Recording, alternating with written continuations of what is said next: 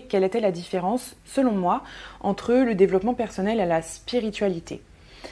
Parce qu'ici, moi, je vous parle beaucoup plus de développement personnel que de spiritualité, mais attention, je vous parle aussi de spiritualité. Par exemple, si vous êtes allé écouter le podcast sur les énergies féminines et masculines, là, on est dans de la spiritualité. Tout ce qui va être loi de l'attraction, on est dans les deux. Je vous parle vraiment de développement personnel et de spiritualité. Donc, selon moi, il y a une vraie différence.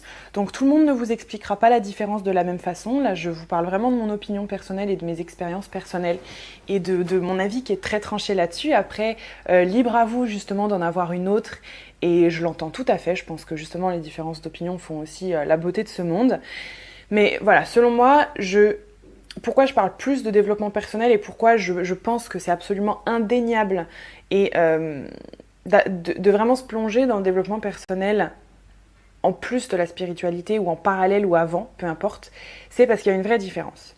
Le développement personnel, c'est à propos de soi. Encore une fois, c'est personnel. Ça ne regarde que vous, ça n'est qu'à propos de vous, le travail que vous faites. Après, par contre, le développement personnel ne concerne pas que vous dans le sens où le développement personnel, c'est aussi avoir de meilleurs rapports avec les autres, être plus tolérant avec les autres, accepter le fait que les autres n'aient pas tous le même avis que vous, que tout le monde n'ait pas les mêmes valeurs que vous, le même système de pensée que vous, etc. Mais encore une fois, on en revient à soi.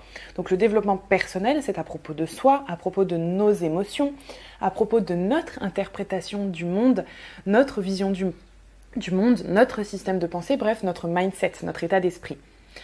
La spiritualité, c'est plutôt à propos du monde, à propos de l'invisible, à propos de la partie non visible du monde, donc de tout ce qui va être énergétique, des énergies, des choses qui sont, alors par exemple des archanges, ça peut être des dieux, des déesses, selon les personnes qui y croient ou non, des connexions, des êtres vivants, des êtres non vivants.